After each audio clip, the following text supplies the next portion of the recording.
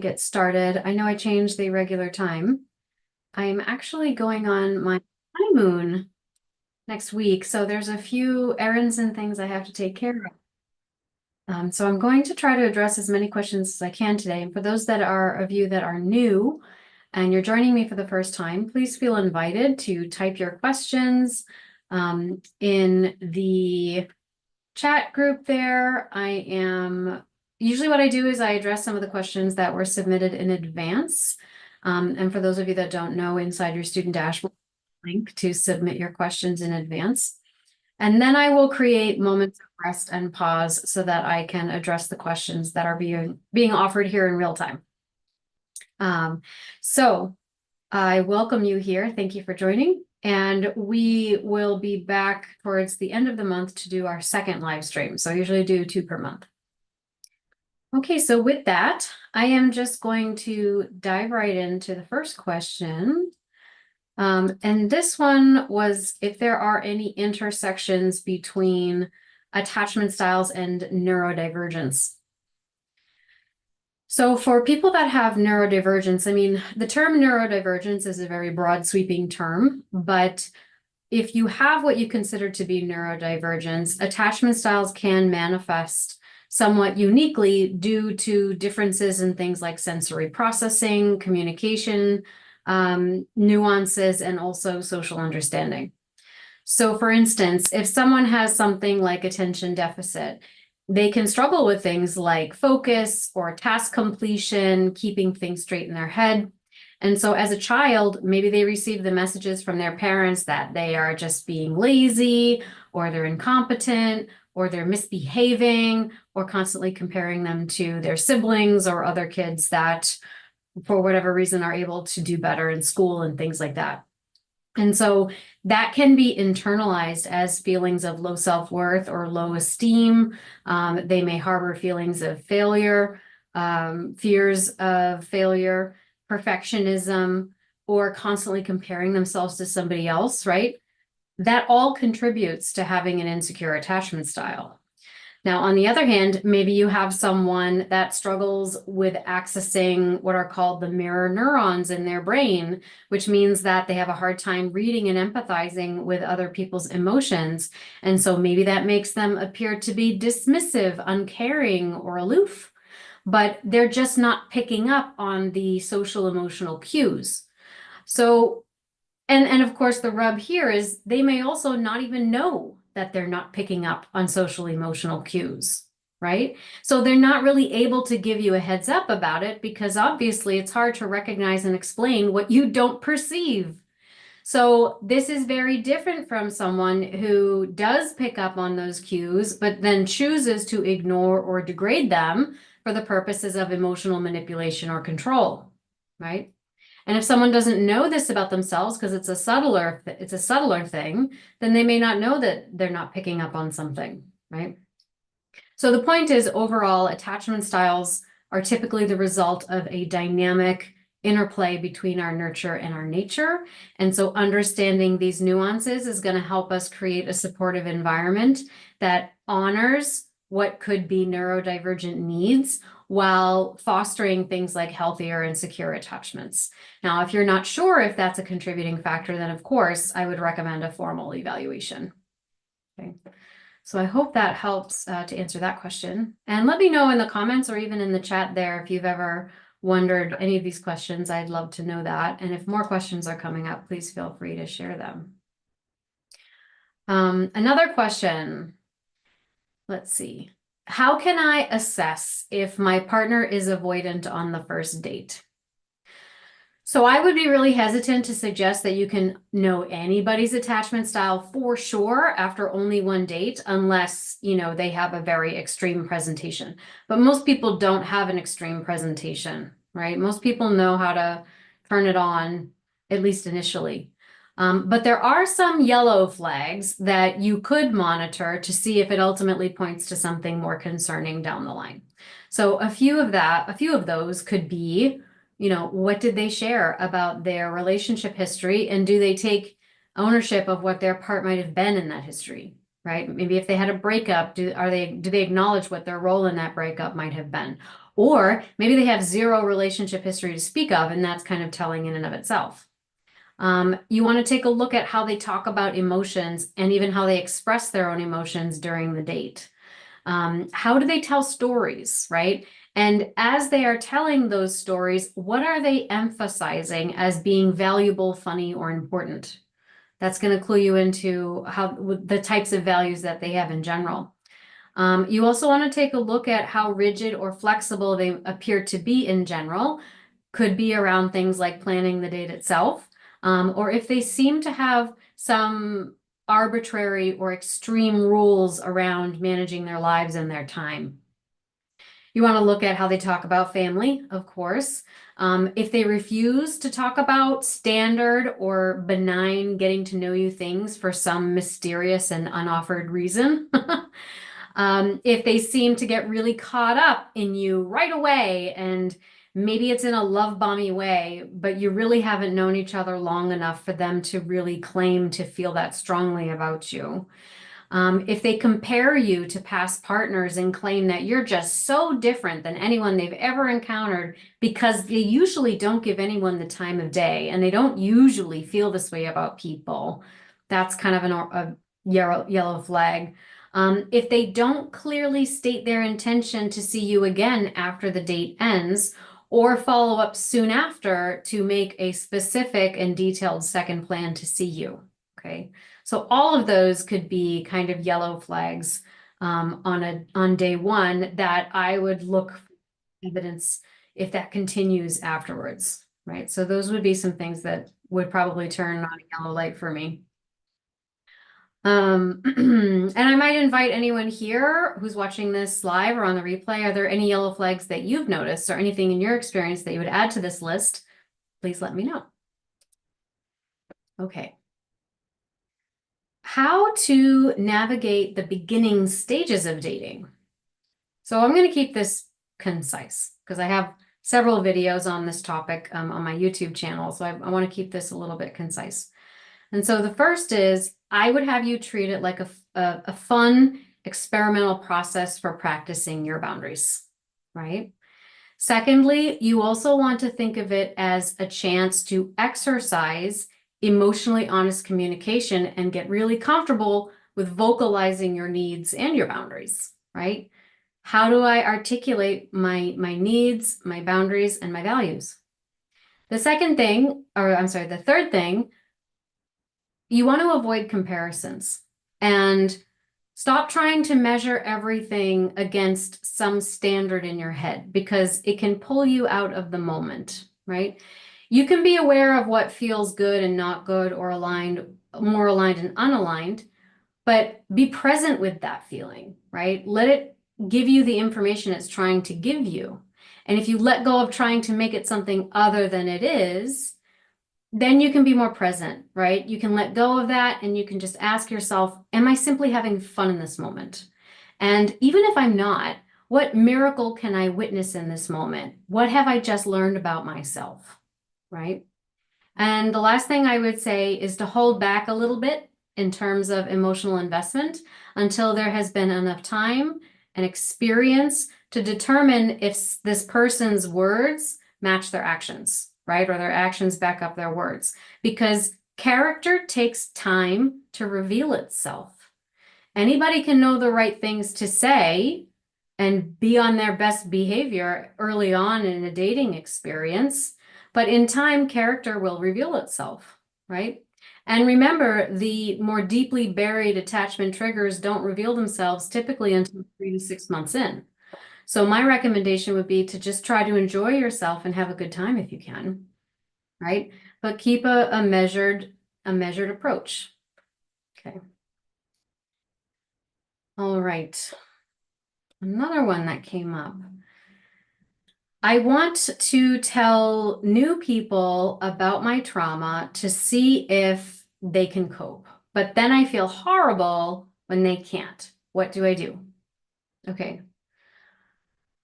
So you might consider this to be kind of like a tough love thing to say, but it's said with the utmost compassion and gentleness. And that is it really their job to learn how to cope with and deal with your trauma?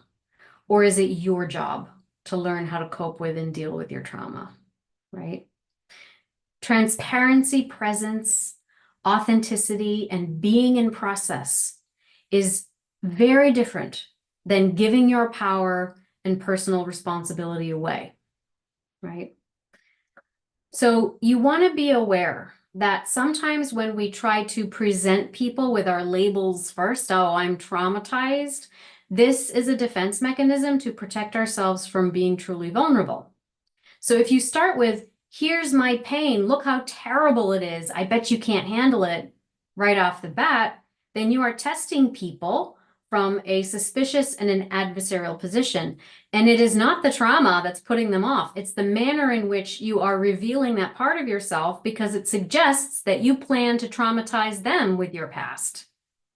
So instead of labeling yourself as traumatized and daring someone to get close to you, consider what wisdom you have gained from your experiences and learned about the human condition so that you can apply that wisdom to showing up more authentically to your relationships and letting them know that, yeah, I've got this baggage, but I'm in process and I'm taking care of myself and it's not going to define me and I'm not going to let it define our relationship. So don't test them, show them that you've got it handled, right? When someone like that shows up, they don't have to be fully healed of all their emotional baggage before you can be in a relationship with them because they are managing it. This is what I say when I say you don't have to eliminate your insecurity in order to be secure. You have to change your relationship to it. Okay. So I hope that helps. We had a question in the comments. My ex-partner, who is in another relationship, has reached out to me again and pretty much said how valuable I was in his life. I had to bring boundaries of appropriate behavior that respects me first, then their relationship, and he thought it was more of a discomfort to me versus me saying it was inappropriate. He told my friend before that he ponders if he can love two people at the same time. I feel like he is a different person with others and then himself with me, which bothers me as I don't want to be the safety net or a second fiddle, which I've stated to him already. Should I keep my distance? He got vulnerable and even admitted that he's scared of the new opportunity in work, etc. What is that? I believe he's honest. I mean, maybe I fully believe you can love more than two people at one time. That's not really the question, is it? The question is, what are the choices you are making and what are the commitments that you are making? And what is the understanding and the contract, spoken and unspoken contracts between everyone involved, right? And are the values here compatible or incompatible? Is this a conversation that is intended that he would have in front of his new partner? And if not, then you are 100% correct. It's inappropriate.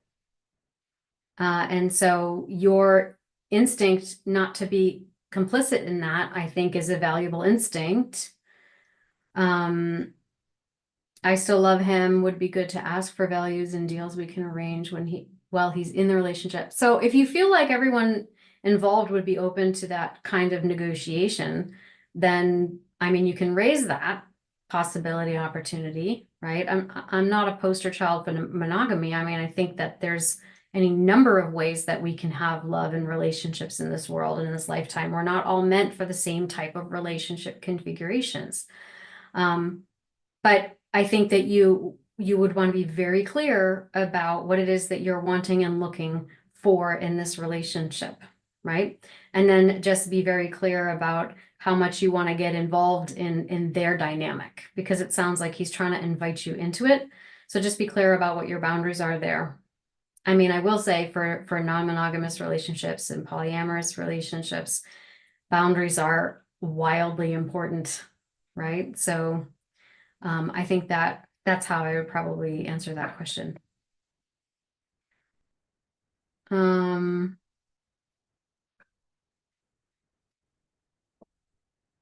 hope that was helpful. How do you deal with it if your anxious partner triggers you? Okay. So in this case, I would first suggest that you define what you mean by triggered, right? And how do you define that? Well, you attend to the visceral sensations in your body because a feeling is energy moving through your body. So where is this big energy coming from, and what is it trying to show you? So then you lean into that energy and you expand your window of tolerance, right? You expand your capacity to be able to hold that feeling long enough so you can get at that trigger's origin story. Exhume that story and then notice what is presently untrue about that story. And once you do that, you have a chance to reframe it into a new belief that allows you to trust yourself and your capacity to have big, uncomfortable feelings and not have to run away from them or let them push you around in a relationship, right? Which means now, whether a partner is anxious or not, they're not pushing you around in a relationship because you're not letting it, right? So the first step in doing that is usually to learn how to regulate your nervous system. Now, my online courses show you how to do this through a spiritual approach to doing a couple of things: improving your communication based on attachment style, because I believe communication is a tool for basically trauma recovery, right? And healing our attachment injuries. I also look at this through the lens of healing the inner child with things like EFT tapping and creative arts therapies techniques. If you're looking for other modalities or long-term psychotherapeutic support, I recommend modalities such as emotionally focused therapy with Sue Johnson, somatic experiencing with Peter Levine, eye movement desensitization and reprocessing, brain spotting, accelerated resolution therapy, internal family systems therapy, and parts work. You can also try things like neurofeedback, breath work, EFT tapping, polyvagal theory, or other creative arts therapies approaches like dance movement therapy, drama, or music, things like that. So all of these are approaches that are trauma-informed and attachment-informed, and they incorporate embodied approaches to processing the energy that your body carries when you are dealing with attachment injuries and you feel that triggered response, right? So it's not just head energy, it's body energy, and that's where attachment really begins. So I hope that that helps. Let's see.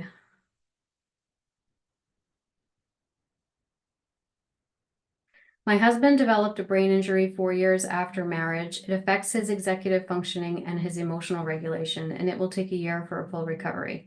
I'm trying to enjoy the good days, but I'm struggling. What is your recommended top 3 daily communication strategies ranked by level of priority for someone who's motivated by verbal affirmation and is still learning to self-manage, diagnose executive function deficits and emotion? That's a very complex question.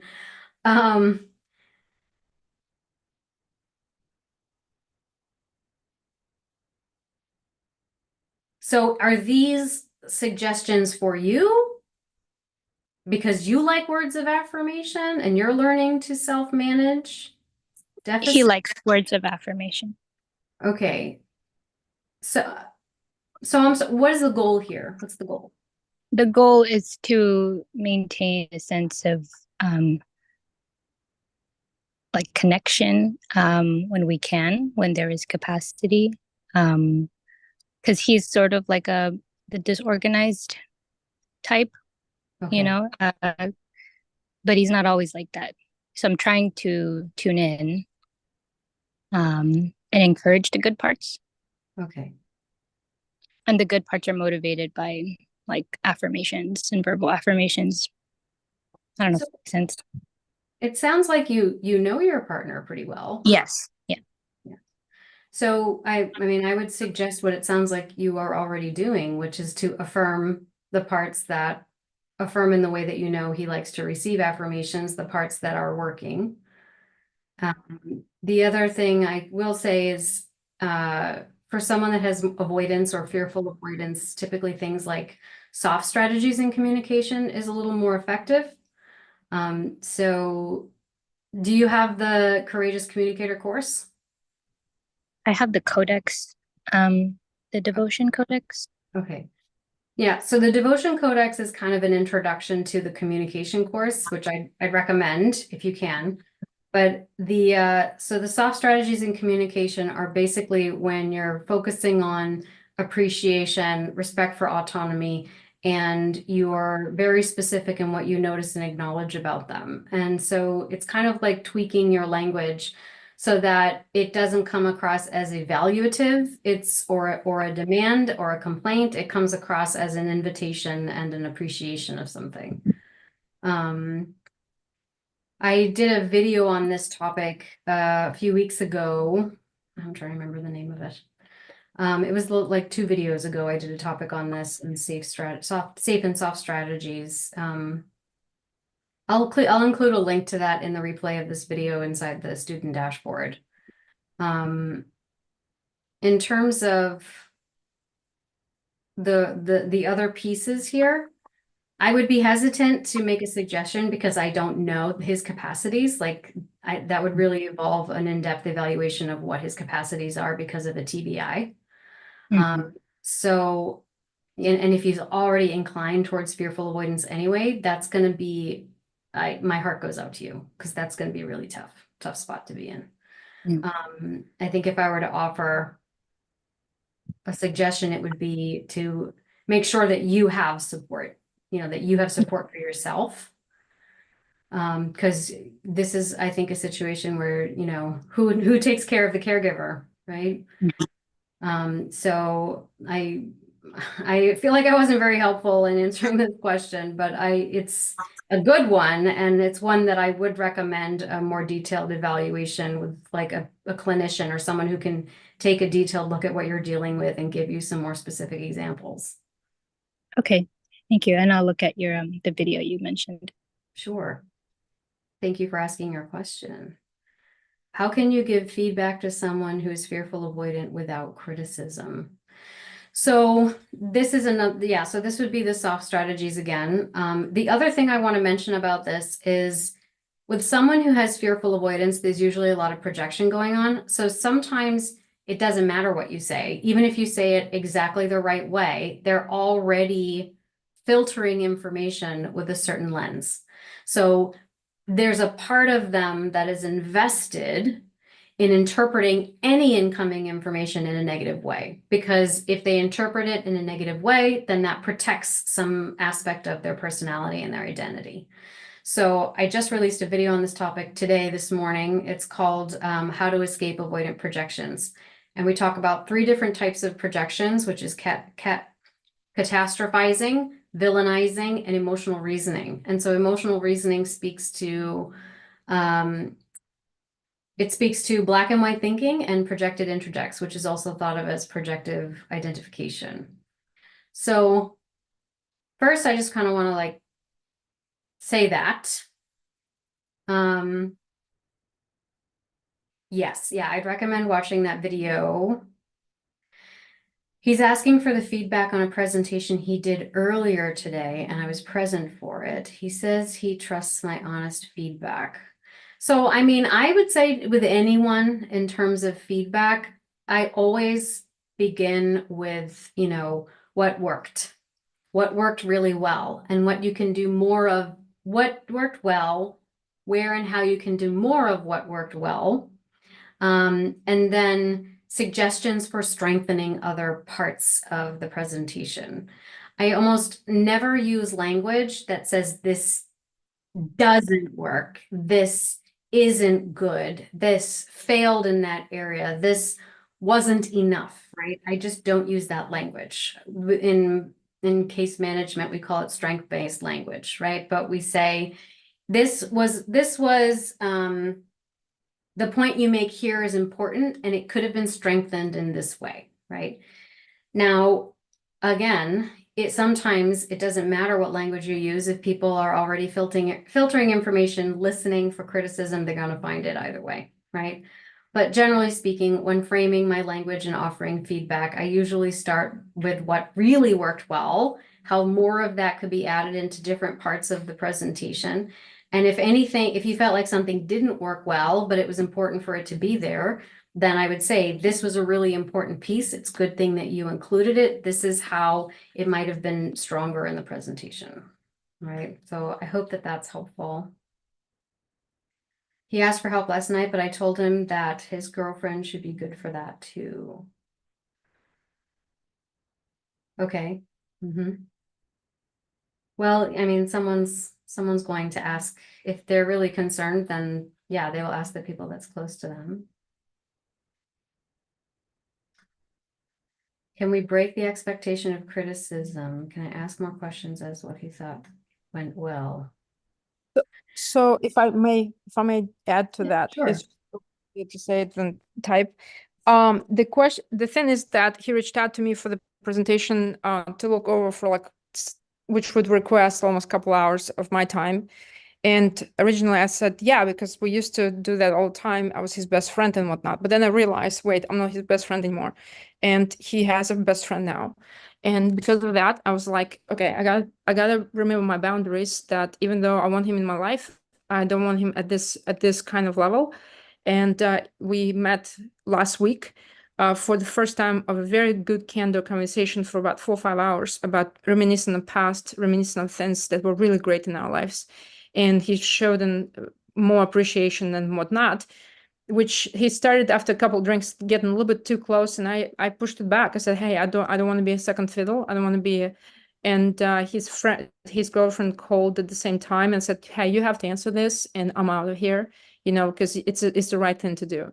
And so we'd have the deep connection that we always had, but the difference is that, of course, I'm not going to settle for that because I did use the techniques to become to secure from EFT and whatnot. It's been 6-7 months, and they've been together for 5 months, 5-6 months. So I'd say he's on a cycle, getting to that point. Maybe that's just my assumption. So I try not to do that. But then he reached out, and for the first time, he ghosted me after that. But then he came back and he's like reached out for business. Then we do a lot of businesses, unfortunately, in the same area. But and I said, hey, I can't come out your way because that's just like, first of all, you have somebody else who's really good for you, and they can help you with this presentation. As much as I appreciate you reaching out to me, I wish you the best. I know that you will do well, just like you always do. And I'd love, and I'm curious which element makes you scared about this presentation, like what's affecting you, but I know you will do well. And to that, he answered that I'd love to hear the feedback after the presentation, which I haven't Okay, heard back from. so what you just said was a mixed signal. Mhm. So you told him, you drew a line, which sounded like a really strong, healthy boundary, and then you said, but I'd love to know what you're worried about, but don't, so you sent a mixed signal. So on the Yeah, one, I wonder about you that. drew a line, and then on the other hand, you said, but tell me more. And then you're like, but don't tell me. Yeah, I wondered about that message actually being confusing myself. And I Yeah. don't know how to break it out because now I don't know how to repair that.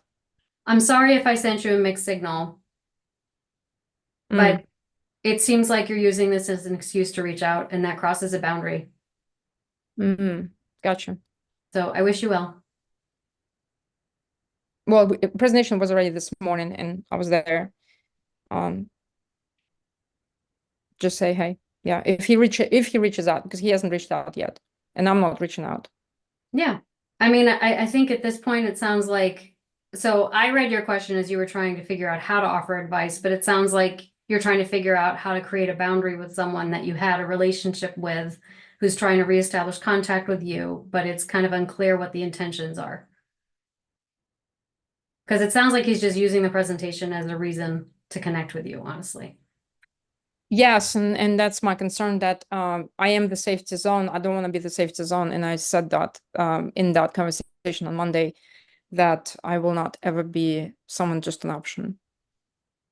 Good for you.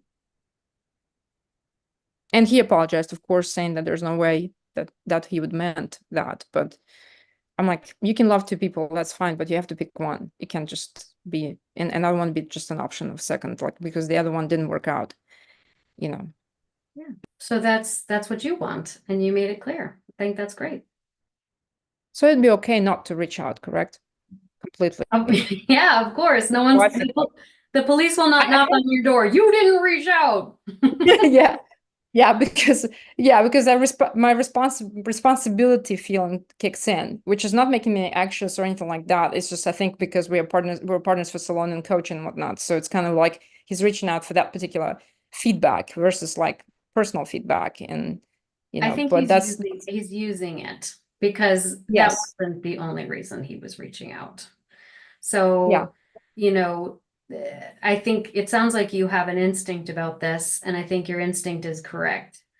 And maybe there's still love there, and there's a curiosity because there's still love there, but it sounds like, it's just the adult version of you has to let the inner child version of you know that we learned a lot and we know what our boundaries are and we have to stick to them even if it hurts.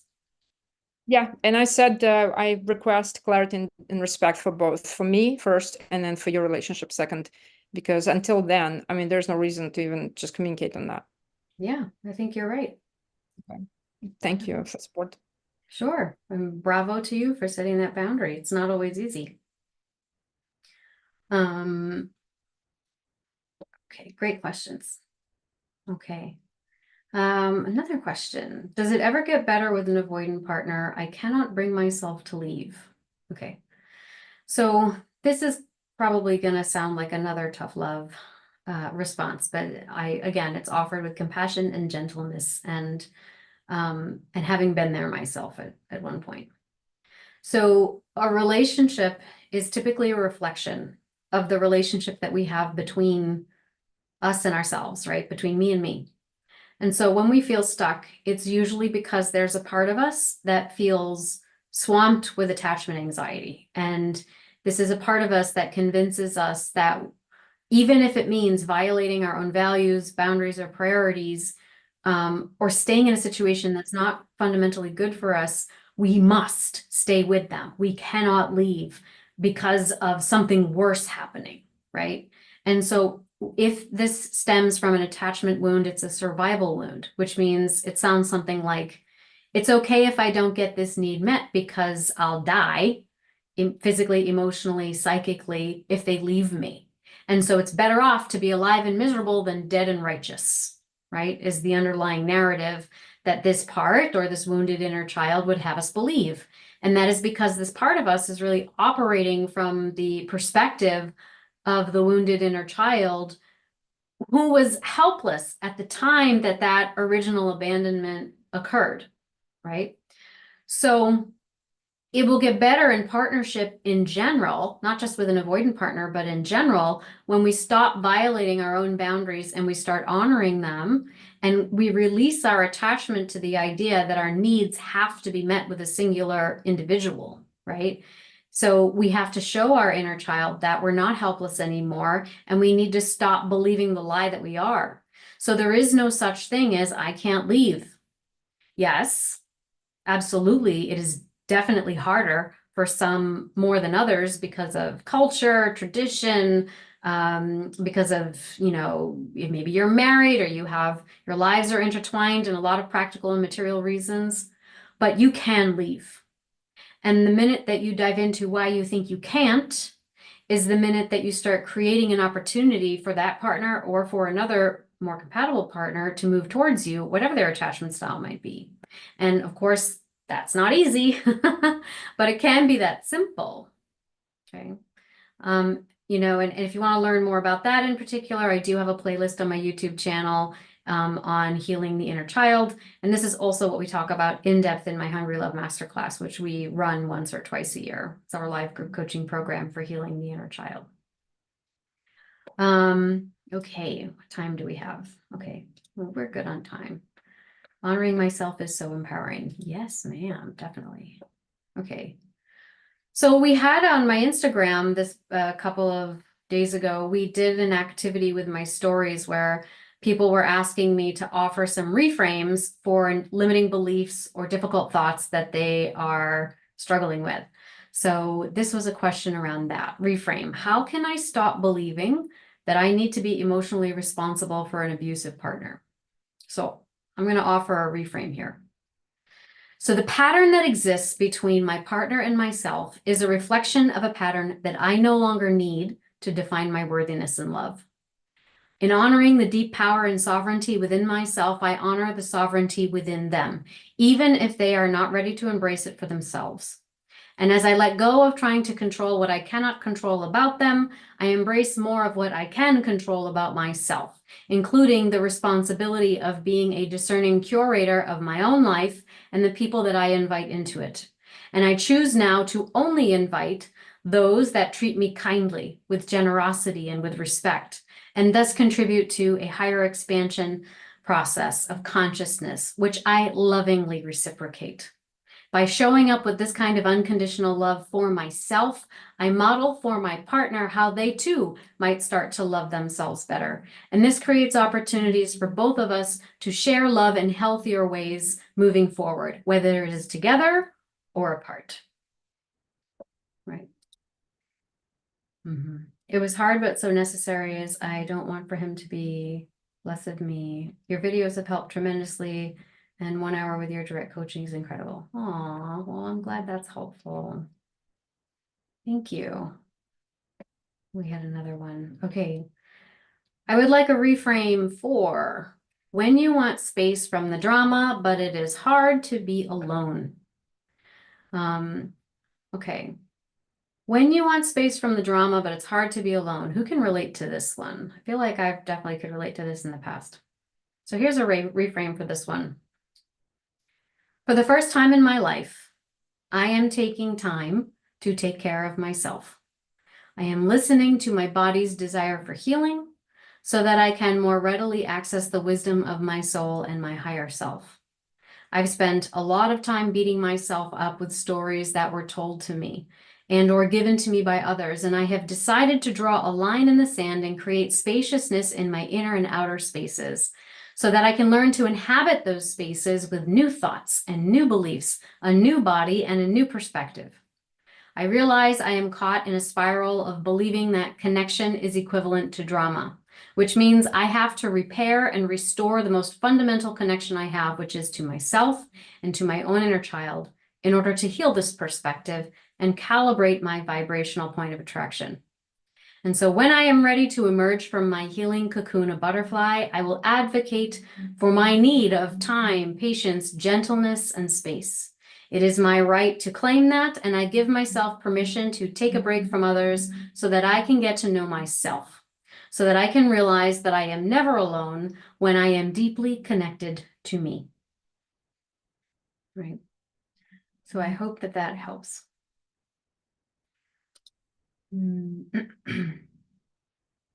Is it true that avoidance often enters a relationship with an exit plan? Oh, I mean, I think that there's a perception. One of the things that defines avoidant attachment is that there's the perception that it's always going to go wrong somehow, and somehow they'll be blamed for it, or expectations won't be met, right? These are the limiting beliefs that partners with avoidant or fearful avoidant carry. So there may not consciously be an exit plan, but there is an expectation that it probably won't work out. So because of that expectation, there will be the anticipation that I will have to leave at some point, and I'd rather be the one in control of how that goes, right? And that is, of course, until they start to, something changes and something opens up for them, or they're catalyzed by the relationship and they decide they do want to give it a shot. And then that's when the avoidant becomes anxious, right? Which I'm going to talk about in just a minute, because we had a question about that. One more reframe. I think it's one more. Yeah. How do I reframe the belief that I am unworthy? Okay, so this is a reframe for I am unworthy. So I am so happy to know that worthiness is irrelevant to the laws of nature and the universe. And it puts my mind at ease to know that I no longer need the mechanism of worthiness to understand that I am lovable beyond conditions. That as an expression of nature and as a human being, I need no justification for who I am. I need no validation for my value. I need no affirmation to know that I am an expression of source energy. I am a manifestation of nature. And as the sun requires no permission to rise from its summit, and the wave does not justify its crash against the shore, and the stone feels no need to explain its stillness, so too do I express my timeless rhythms and rightful existence in nature. No, I am not worthy, because to have worthiness, there must be unworthiness, and no such thing exists. So that's how you eliminate the idea of worthiness, one way or the other. Okay. So I was anxious, now I'm more avoidant, and my partner was avoidant, and now they're more anxious. What gives? Okay. So most people who have anxiety seek to alleviate their anxiety by reaching outwards for relief, whereas avoidant folks alleviate their anxiety by cutting it off internally and removing themselves from anything externally that would stimulate that internal feeling. But both are avoiding anxiety. This is why I say even anxious people are avoidant, okay? So when you introduce a stable environment, now there's room to confront that anxiety and integrate the parts that the survival mechanisms have avoided. So for the avoidant person, that means that they finally get to feel safe enough to allow the anxiety to come up, which will ultimately give them greater access to a wider range of human emotion. And they're not going to be practiced in this. So they're going to wobble and they're going to appear anxious or fearful avoidant on the way to feeling more secure. Now, for the anxious partner, usually one of two things happens. First, they realize that they were chasing an avoidant person because it meant that they didn't have to look too closely at themselves. So now they have to look at themselves, which means acknowledging their own avoidance at the core of their anxiety. Because when you chase someone that doesn't give you love, it means you're not loving yourself either. And then when you resent them for it, that blame game keeps you from assuming your own personal responsibility. So then let's say that person instead turns around and starts giving you love. Well, now you have to have that conversation with yourself in order to let it in. So it's about learning how to receive. The second thing that happens is they just become increasingly secure. So this is more likely when the anxiety was circumstantial and there were more protective factors in their childhood, okay? But realize that even a secure person is going to get annoyed with someone that is super needy or begging after reassurance all the time, especially if in the beginning they thought they were dating someone that was very self-sufficient and that was something you really admired about them, right? So if that's the case and you were more anxious and now you're becoming annoyed with them being more anxious, that means that you've called them in so that you can learn to love the anxious parts of yourself by learning to love them, right? By accepting now for who they are in this new iteration, right? Maybe that's the sole lesson in this relationship for you. So I hope that helps. Hey, my ex is fearful avoidant and bought me a car and is still paying it off. He wants to maintain a friendship and be friends forever. He cheated on me and still wants to be friends. He's currently dating someone else. How do I date someone new and let them know that my ex and I are good friends without scaring off a new guy? Do I need to tell the new guy that my ex bought my car?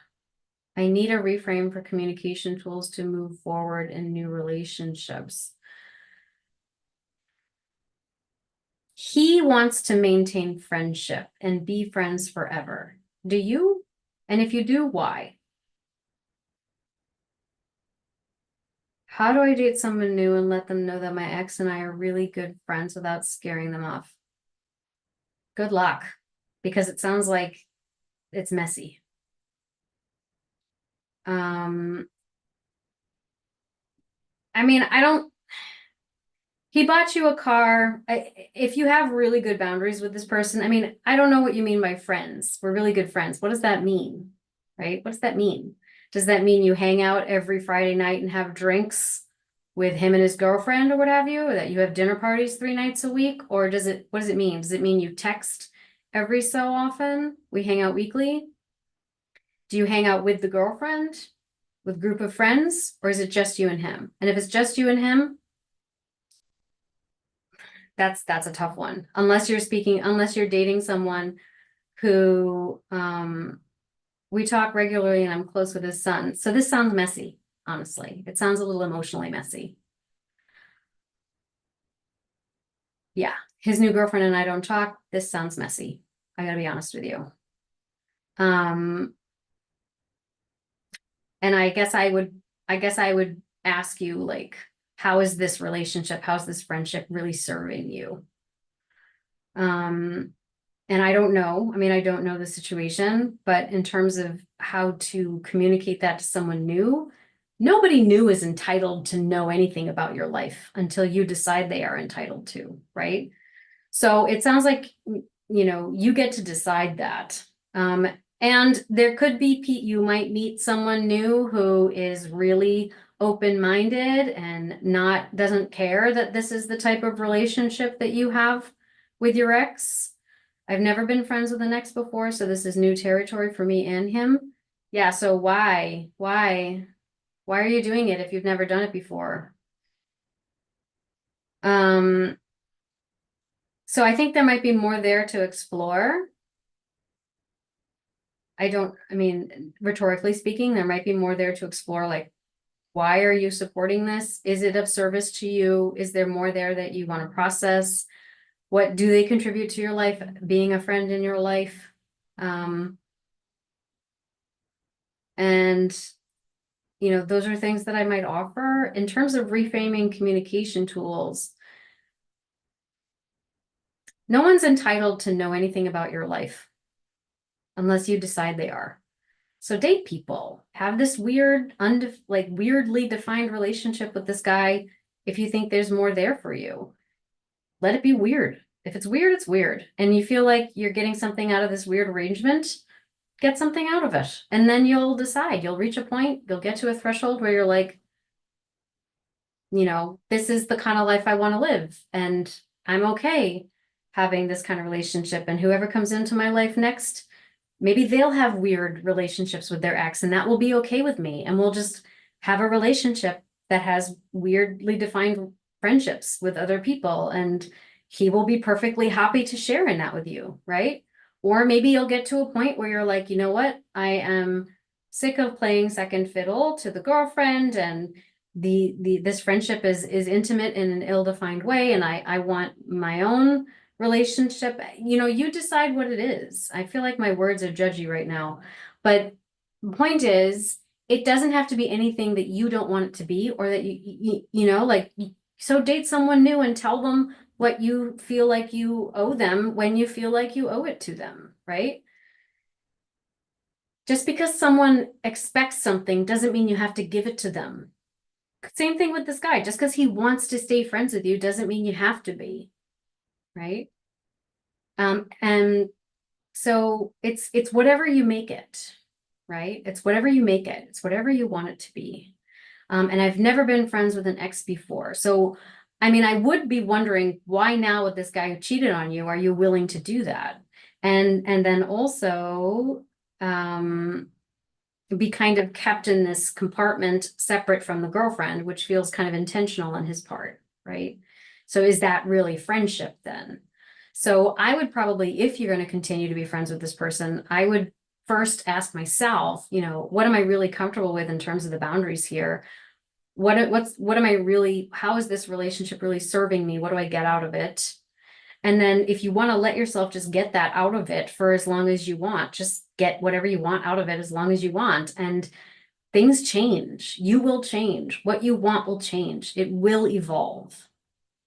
I don't know in what direction, but if that's the direction you're sensing into, explore it.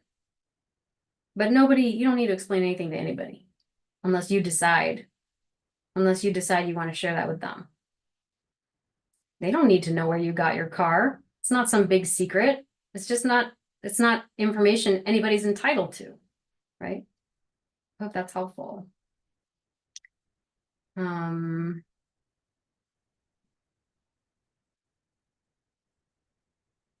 We had the same therapist, so we're seeing different therapists, and we're both working on ourselves. I appreciate your truth. I agree it's messy, but it's messy because it's new. It's weird, but we are both broken in different ways and healing in new ways. I do want this to feel secure if we do maintain a friendship, and I still haven't decided. Yeah, so you're in the play space, right? Like you're in that place where you're figuring it out. You're feeling your way through. I guess I would just affirm for you that it's okay to not know. It's okay for it to be messy. It's okay to be ambivalent. And it's also okay to change. Like it's also okay to change your mind at some point if you want to, right? You'll figure it out, and you've got support. So that's really good. Yeah. we have any more questions? That was it. That was our last question from our list. One more question. Can you please explain the disorganized attachment style a little further? Is it basically a mix of anxious and avoidant, switching between the two? So, okay, so disorganized attachment style is sometimes called fearful avoidance, sometimes called disordered, sometimes called anxious avoidant. So disorganized attachment style, I would have you conceptualize attachment styles as nervous system responses. So it's how the nervous system decided to respond to threats to the attachment system, which is the nervous system and the limbic brain, based on your temperament, your genetic expression, meaning if you have an inclination towards anxiety or avoidance, and Omri Gillis research has shown that genetically speaking, we can have an inclination towards one or the other based on the way the dopamine and serotonin genes express themselves in our genetic makeup. So let's call that temperament for the sake of ease. So based on your temperament, based on the environment in which you grew up in. So was your environment consistent? And did it consistently reinforce dismissive behaviors and reward them? Or did it consistently reinforce more anxious, reaching out, activating strategies and reward them, right? So based on the combination between your temperament and your environment, we will decide what frequency of attitude, thought, and behavior will evolve together to create a coping skill that eventually becomes frequent enough that we call it an attachment style, right? Now, if we grew up in environments that were inconsistent with parents who were rewarding 1 minute and punishing the next, and it didn't really make any sense whether you were dismissive or you had deactivating strategies or activating strategies, there was no real consistent way of determining safety, right? So for someone who's anxious or avoidant, an anxious person might decide that this degree of proximity is safe. An avoidant person might decide that this degree of proximity is safe. And so when they start dating, let's say they're here, the avoidant person is going to pull away and the anxious person is going to move towards. Why? Because the anxious person wants this degree of space. That's what's safe, right? But let's say they get here. Now, what's the avoidant person going to do? They're going to pull away. Why? To create this degree of safety, right? Because this proximity feels safe. But notice it's consistent. So it's always going to be here or here for them. Now, but it might look like back and forth because let's say the avoidant partner, what if the avoidant partner suddenly is all up in the anxious person's grill? Now that's actually closer, even though they like to be really close, that's actually closer than they do like. And so what's going to happen is the anxious person is going to start pulling back a little because that's safe, not this, right? And so now the anxious person is going to be like, oh my God, am I disorganized? Am I avoidant? Am I this? Am I that? No. This person just disrupted your safety parameters, right? But it's still consistent. It's still this. You're just adjusting yourself to maintain this. That's consistency, right? But it looks like you've switched because you've changed the context, but it's still this. So this is when someone is very consistent in their attachment style. What happens with someone who has disorganized attachment style, they never establish that consistency. Whether it's this or this, it's inconsistent. So this is safe on Monday, that is safe on Friday. This is safe on Wednesday, that's safe on Saturday, right? It was never established. So being together doesn't feel comfortable, being apart doesn't feel comfortable. Being close feels like a threat, being far away feels like a threat, okay? So it's not just flip-flopping. It's that you have not established a safe proximity at all. It hasn't been established for you, not that you can't, but it hasn't been. So what's more, because of that, what is more frequent with someone who I would say is more genuinely disorganized is dissociation. So this is when the nervous system, when fight or flight, fawning doesn't work. So the nervous system drops into the dorsal and it shuts down. And this is when we can have dissociation, out of body experiences, derealization, depersonalization, feeling extremely enamored 1 minute, and then the feelings just switching off the next. I have no idea why I was so into them. I'm not into them anymore, right? It could be that there's also discrepancies in storytelling and personal narratives. There's poor memory and poor memory recall. Sometimes this is why people will sometimes say that their fearful avoidant is gaslighting them, but it's truly that they probably did not encode that information correctly because their brains, comparatively, also Omri Gillis research, their brains let us know that the hippocampus looks as damaged for someone who's had severe attachment injuries as it does for war veterans that are diagnosed with PTSD. So, and the hippocampus is so important because you might think of this as like the librarian of your brain. So the amygdala is in the limbic part of the brain, and it senses all of the unconscious and instinctual cues from the body. And when we feel under threat, the amygdala goes, wah, wah, wah, wah, right? And the noise is so loud that our little librarian, the hippocampus, which is usually right next to the amygdala, has to like drop everything they're doing and go run for the bomb shelter. They're not categorizing, tagging, labeling, putting things away in the correct shelves because they're hiding in the bomb shelter. So all the information that you're receiving is just all over the place. It's like confetti thrown about, and it's not getting organized in the right way. And so what happens is it becomes kind of lodged in our body, in our sinews, and in our muscular and in our survival brain, not having been properly organized. So that means that sometimes the anxiety comes out of nowhere, right? Because there was a trigger there that didn't get stored correctly. And that's what trauma work is all about, is getting the wires uncrossed and trying to store all that correctly, right? So for someone with disorganized attachment, they just have that additional level of difficulty in negotiating what is that safe proximity, right? And how do I communicate that in the context of psycho-emotional physical spaces, right? So I hope that helps. That makes sense. It was definitely a consistent distance for me. Yeah.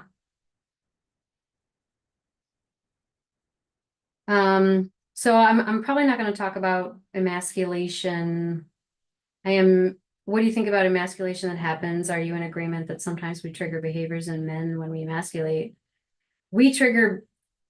Anybody triggers behaviors in people when we degrade someone, right? Or when we degrade some aspect of what they consider to be an important part of their identity, right? So people like to categorize these things according to gender expression. People like to categorize these things in other ways that we describe demographics, right?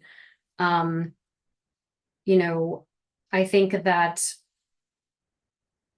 whenever someone has been wounded, we try to protect there is a part of us that there is the possibility that someone will respond by wounding back. And so if we have been wounded by a male figure, we may, in our emotional reasoning and a younger inner child part of us, may extend that wounding to all men, right? And so when we encounter someone that meets that demographic, that trigger gets lit up, and then we lash out to wound before we can be wounded, right? And it happens in the reverse too, when men try to degrade women, same thing, right? This is what misogyny is all about.